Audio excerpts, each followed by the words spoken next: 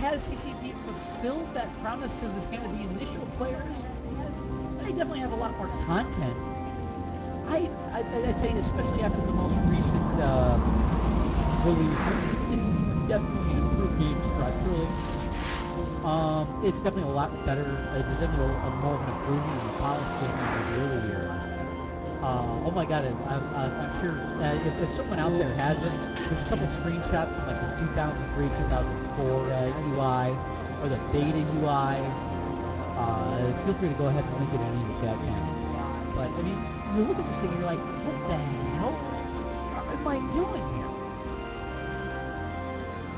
So yeah, I mean, as people are saying as people are saying in the chat room, sometimes I do wonder if I play E for more what I may one day become.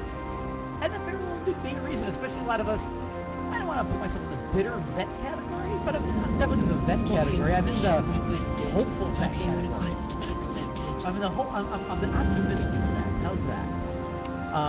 I couldn't have a radio show and not be somewhat optimistic about the trajectory of this game. Anywho, so yeah, moving on to how programming, how E was programmed. CCP Siegel comments more on this. A lot of models from software development that kind of assume that there's always a user with a defined need, that the user already knows what they want, and a lot of the process is then about extracting that out of the user, and a lot of the methods are about fixing this problem that the programmer isn't the same as the user, and has to kind of, sit down with the user, try and understand the model of what they're trying to achieve, and so on, so you can build the right software. But a game or an experience like EVE Online, it's not driven by some predefined need. It's the whole creative process of us making this world an interesting place to be in, to act in, to make an impact on. And you can't sit someone down and do a focus group on that. Then of course we have now a lot of software systems in the game that people do use with a particular purpose, and when we're changing those, so many of those methodologies apply and are super useful across the whole project, but there is that, the main direction has to be seen as a massive creative just endeavor that we're taking on, and we have to have the right methods for that.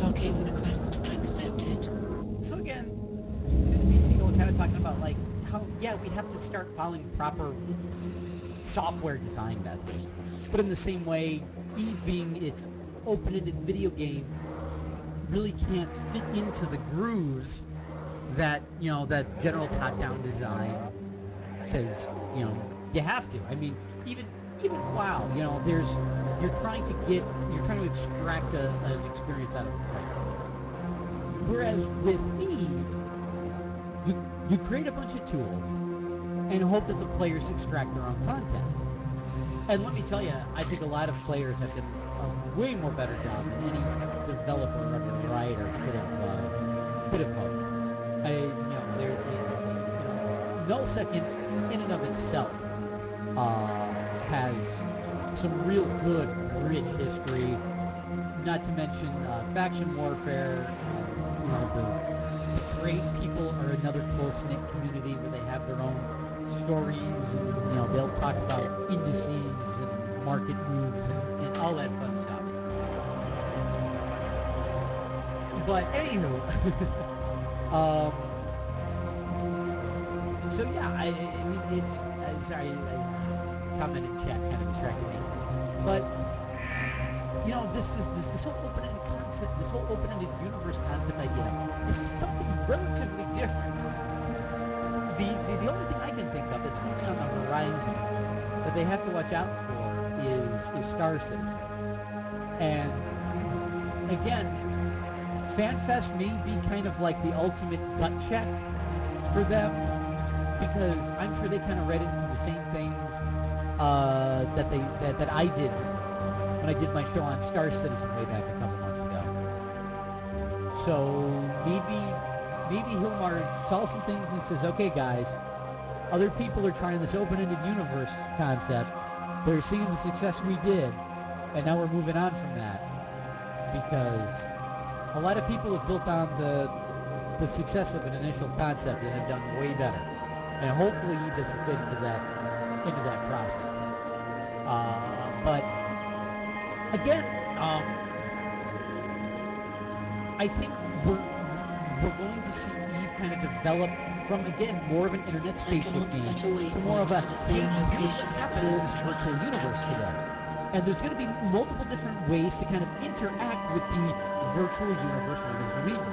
We got two primary ways right now. We got Eve Online, aka our internet spaceship, and we got Dust 514. And I would almost guess that in the back of Humar's mind is sort of like crazy ideas of how else to interact with this universe. And maybe it's almost like a god complex, I want to say. I'm not saying that this god complex is bad, but hey, here's this universe that I'm creating. How else can I help kind of mold the citizens of this universe? But anyway, we're going to take a song break here. Again, check out the whole interview on Twitch TV. They answered some additional questions. The answer to most of those questions were, hey, we'll see, and check out FanFest. Which, by the way, if you're going to FanFest this year, you're going to be at FanFest, drop me an email, bobby@gamingradio.net. If you don't mind doing a Skype call or hop on TeamSpeak or something through the